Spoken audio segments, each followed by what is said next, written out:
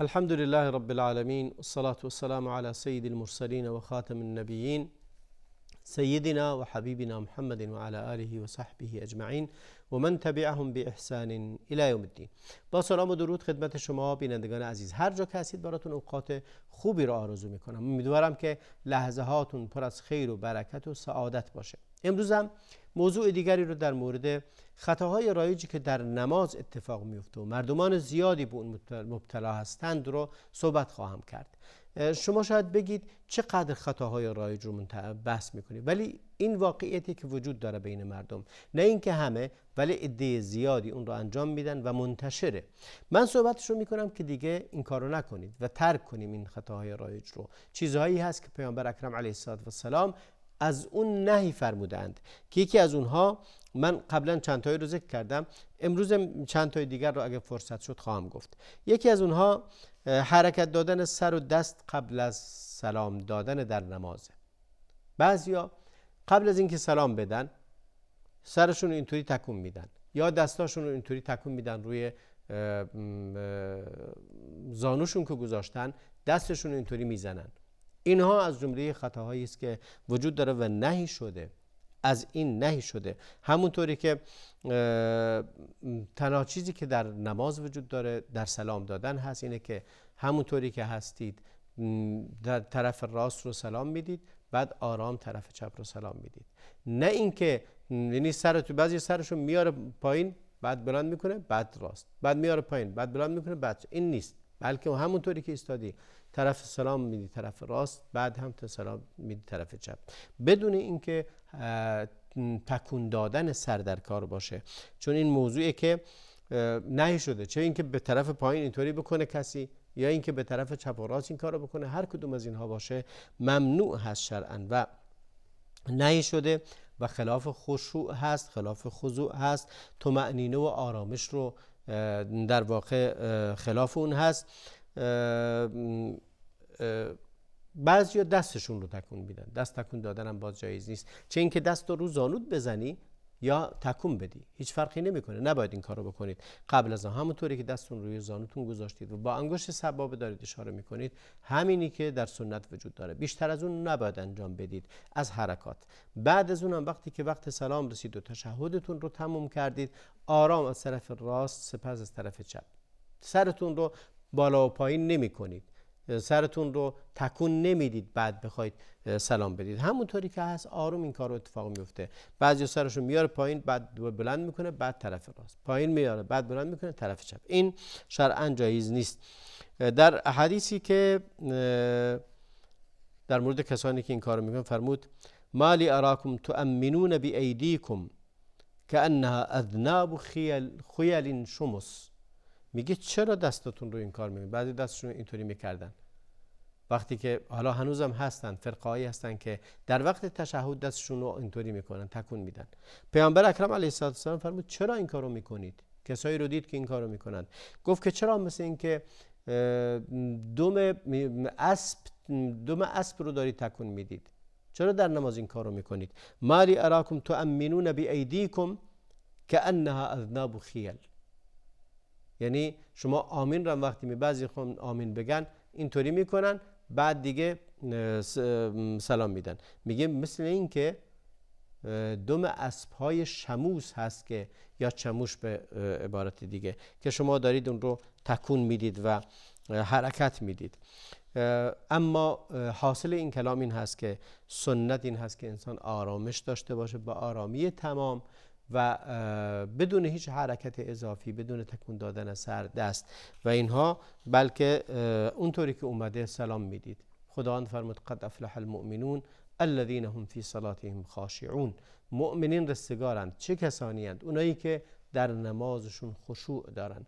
اگه در نماز خشوع نداشته باشه، در دل آدمی خشوع نباشه، در ظاهرش هم خشوع نمیاد و خشوع اساسا در دل، خوف و خشیت خداوند در دله، ولی تواضع در دله، ولی بر اثر اون هم بر رفتار ما، بر جوارح ما، بر اعضای ما ظاهر خواهد شد. اون کسی که در دلش خشوع و تواضع هست، بر رفتارش هم سکینت و آرامش و طمأنینه وجود داره. پس سعی کنیم که این آرامش رو و تقابل هست، این آرامش رو چه از رفتارت شروع کنی منتقل بشه به دلت، یا از دلت شروع بشه منتقل بشه به اعضا و جوارحت، هر دوی اونها مطلوب و ستودنی است. و این از جمله چیزهایی که باید انجام بشه و جزو اموری که خیلی کراهیت داره به شدت از اون نهی شده، همون تکون دادن دست و سر در وقتی که سلام میدی.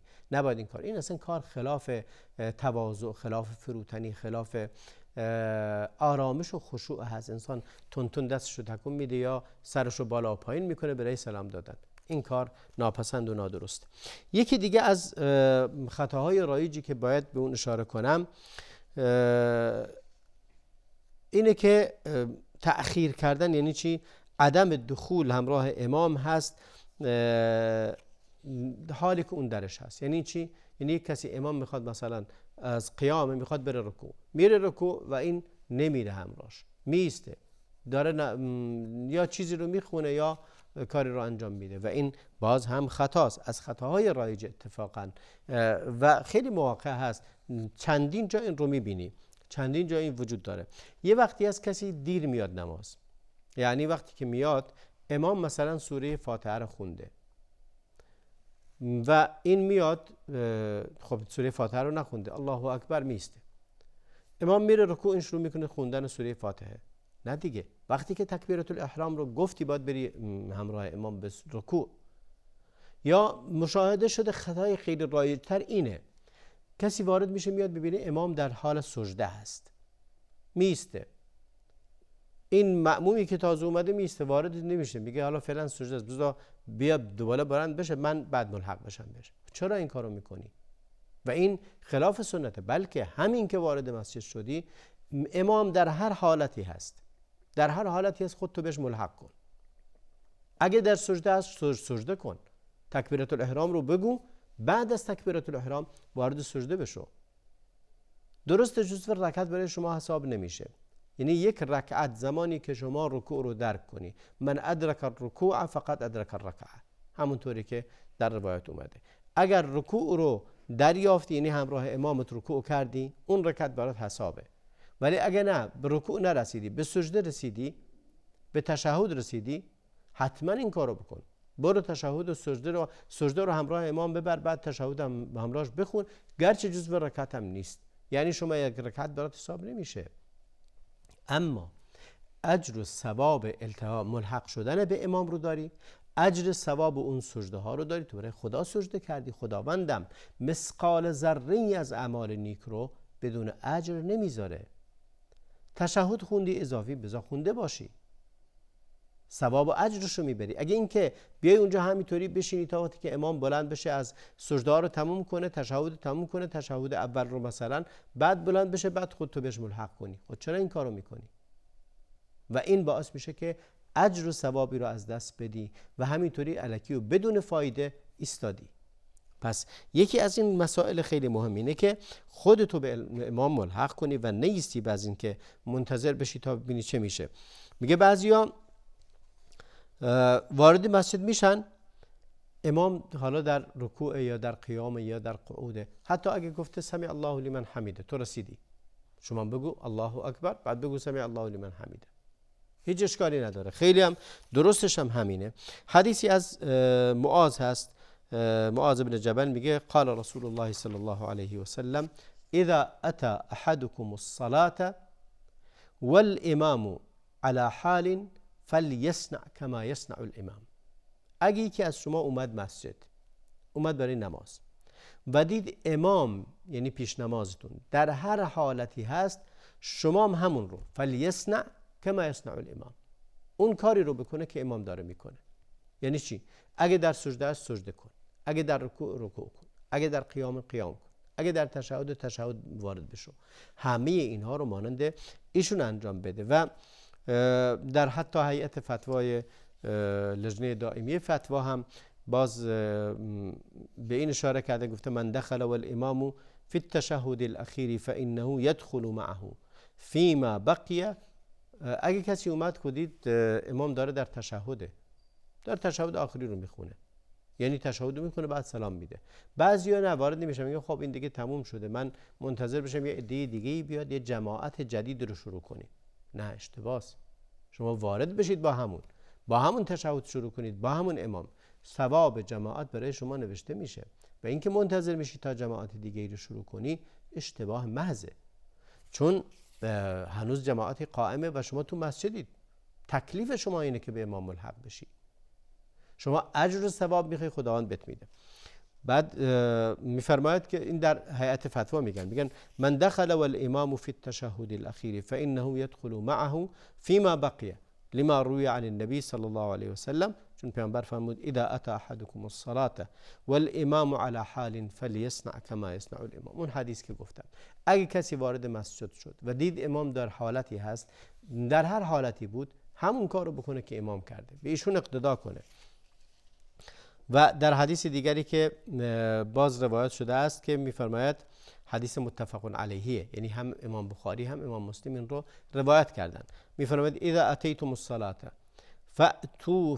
فاتوها وعليكم السکینه. اگه اومدید مسجد، با سکینت و آرامش بیایید و اون کاری رو بکنید که امام میکنه. فما ادرکتم فصلوا وما فاتکم فاتموا. اگه اومدید مسجد دیدید امام داره نماز میخونه، تشهد آخر، میگه با سکینت و آرامش بیایید و با وقار بیایید و ملحق بشید به نماز. هر چی رو که با امام خوندید، اونی هم که نرسیدید تکمیل کنید. فاتموا، تمومش کنید، تکمیلش کنید دیگه، کاری هم نداره. اذا دخل مع الامام وهو تشهد فانه يقرأ التشهد، میره تشهد میخونه. اگه دیدید که نه اون چیز داره سجده میکنه، سجده کنید. بعد تشهد و سلام داد، سلام میدید، بقیه رو خودتون تکمیل میکنید. این از جمله اموریه که بهش توصیه شده و در نتیجه نباید منتظر بود. اونایی که میان، خیلی رو من دیدم تو مسجد میان تشهد، منتظر میشه تا امام از تشهد اوله بلند بشه. خب چرا این کارو میکنی؟ میگه خب اون جزء رکعت حساب نمیشه. خود جزء رکعت هم حساب نشه، ثواب که داره، تکلیف شرعی که داریم. ما تابع دستور پیامبریم. پیامبر فرمود هر چی رسیدید، هر کاری که دیدید داره میکنه، همون کارو بکنید، کار دیگه ای نکنید. نیستید که اون سلام بده یا بلند بشه. و بعضی هم ببینید نه، سجده رو ملحق نمیشه. چرا سجده رو 2 تا تسبیح میکنی، 2 بار سرت رو سجده میذاری، خداوند شاید یکی از دعاهات تو این سجده ها بپذیره و این سجده ها روز قیامت به کارت بیاد. نباید انسان هیچ لحظه ای از عبادت رو از دست بده. یکی دیگه از خطاهای منتشری که وجود داره اینه که هنوز صف اول تکمیل نشده، صف دوم رو کسی به تنهایی بخونه. این هم از خطاهاییه که بعضی از اهل علم گفتن که نماز رو حتی باطل میکنه، ولی خیلی از مسلمانان این خطا رو مرتکب میشن. اینه که در صف به تنهایی پشت سر امام بیسته. لا صلاة لمنفرد خلف الصف، فرمود پیامبر نماز نداره کسی که به تنهایی پشت صف نماز بخونه. به تنهایی. اگه دیدی که تنها هستی، یکی رو از صف بیار بیرون کنار تو بیسته،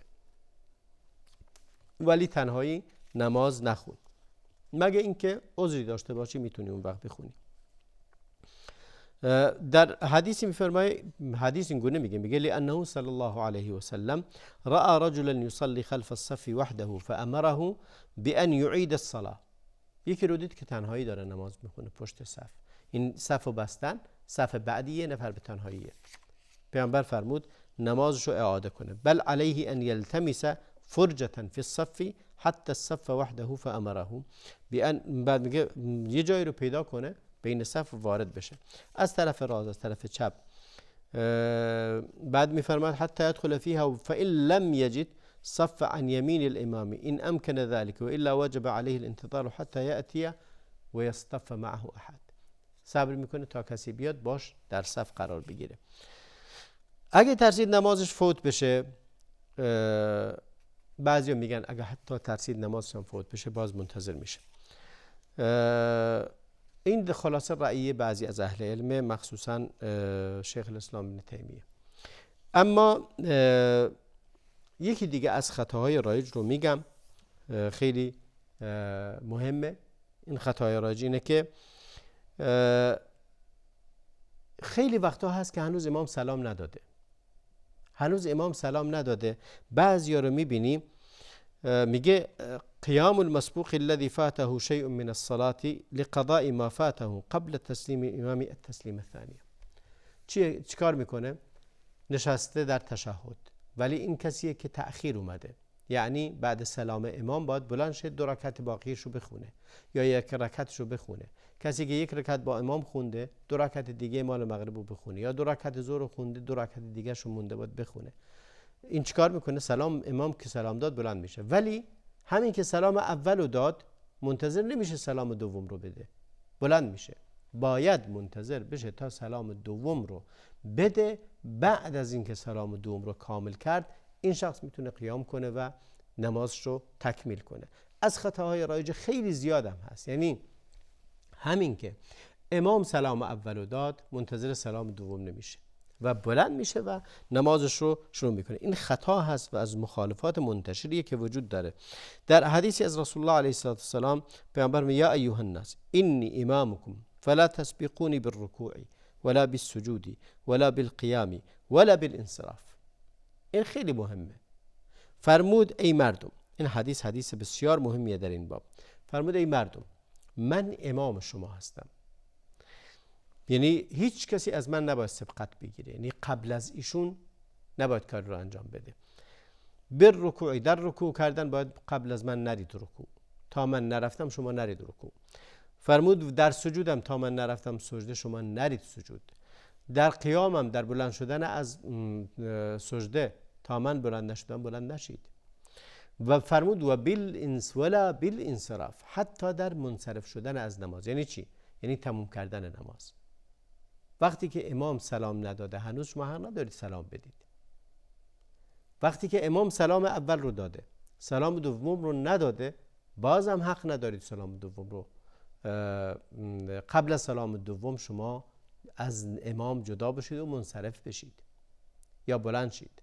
پس یکی از خطاهای رایجی که وجود داره و فراوانم وجود داره اینه که بعضیا هنوز امام سلام دوم رو نداده این بلند میشه. سلام اولو داد امام، این منتظر سلام دوم نمیشه و بلند میشه میاد پی نمازش، پی کارش، یا بقیه نمازشو تکمیل میکنه.